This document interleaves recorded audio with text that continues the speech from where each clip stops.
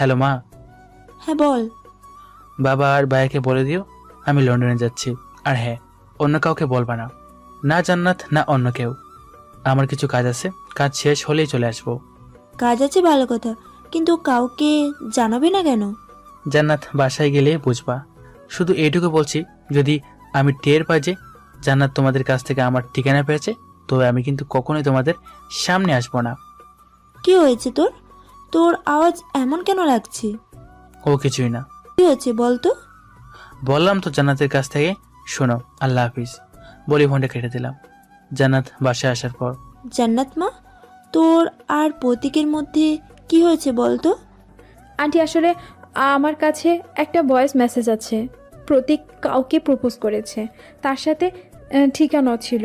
আমি ওখানে গিয়ে দেখি আমার বান্ধবী ইরা আর প্রতীক বিয়ে নিয়ে কথা বলছে।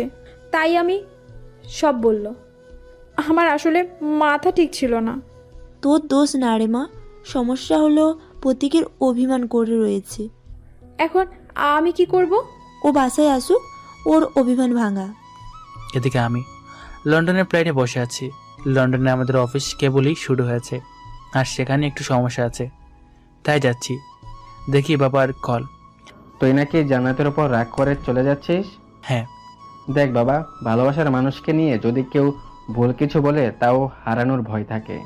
আমাকে কথা বলে আমার খারাপ লাগেনি, লেগেছে ও আমাকে সবার সামনে থাপ্পড় মারার আগে আমার সম্মানের কথা ভাবলো না।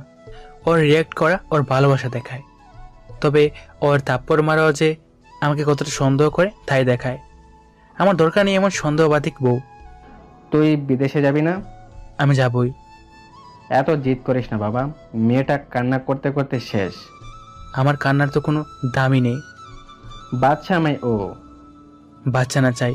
আচ্ছা, আমার ফ্লাইটের ওয়ার্নিং দিচ্ছে, রাখো। লন্ডনে চলে আসলাম। ওটাকে জান্নাত কোনোভাবে জানতে পেরেছে আমি ওর উপর রাগ করে চলে এসেছি। ওর কান্না আরও বেড়ে গেছে। লন্ডনে আমি অফিসে এলাম। আমার কেবিনে যাচ্ছি এমন সময়, এই যে কারো কেবিনে ঢোকার আগে অনুমতি নিতে হয়, জানেন না? আপনি কে? এই অফিসের মালিকের হবু বউ। আপনি রবিন সাহেবের বউ, মানে হবু বউ?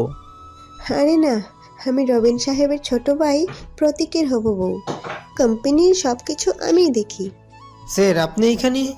তোর স্যার কে? আরে তোর সামনে প্রতীক স্যার। কি? ইনি কে? স্যার উনি আমার বোন, আপনার পিএ। উনি তো বললেন। আসলে স্যার আমি বলেছিলাম কেউ যেন কেবিনে না যায়, আর ওর একটু গাল গল্প দেওয়ার স্বভাব আছে। আসলে গল্প দেয় অনেক। আচ্ছা, আপনি মিটিংয়ের ব্যবস্থা করুন। কি মেরে বাবা, আর একটু হলে তো আমাকে নিচের বর বানিয়ে ফেলতো।